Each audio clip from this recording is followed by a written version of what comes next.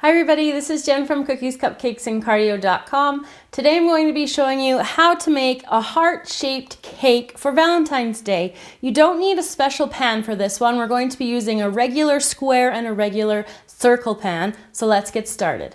To make the heart-shaped cake, we're going to be using white buttercream. One piping bag is filled with a 1M Wilton tip. The second piping bag is filled with a 104 petal tip, which is also Wilton. We're going to need white buttercream for coating the cake.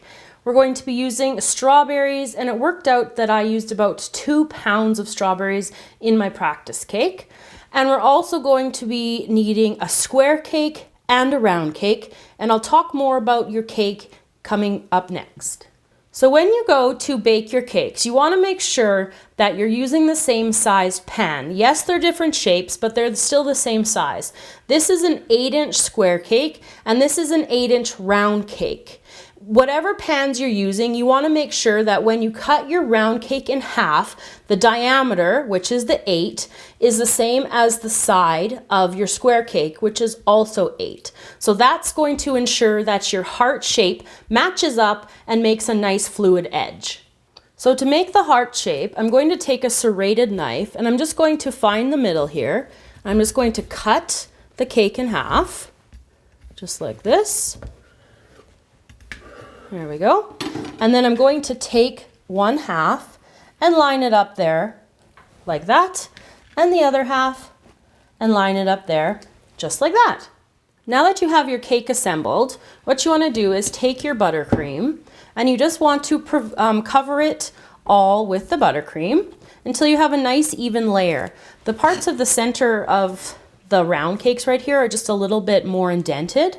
So I'm just covering it just like that, and it will be flush with the other cake pretty easily. Like, you can fill up any gaps or whatever with the extra buttercream, and it all works out.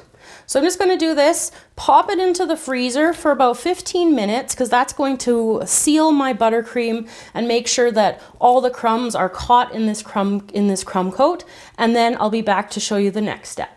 Once you have your cake out of the freezer, you're ready to start decorating the side of the cake. So I'm using my Wilton 104 tip for this, and I'm just holding my piping bag straight up and down, and I'm just going to go across about 1 inch, squeezing as I'm going up, just like this, and then coming across like that.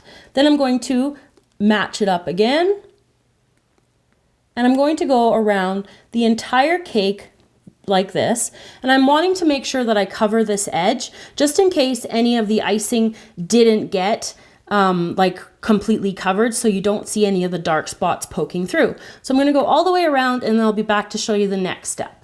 So once you've got the border around the outside of the cake finished, you're going to take your other piping bag, which has the Wilton 1M tip on the end, and you're just going to squeeze and pipe some rosettes, making a border for the strawberries to fit into.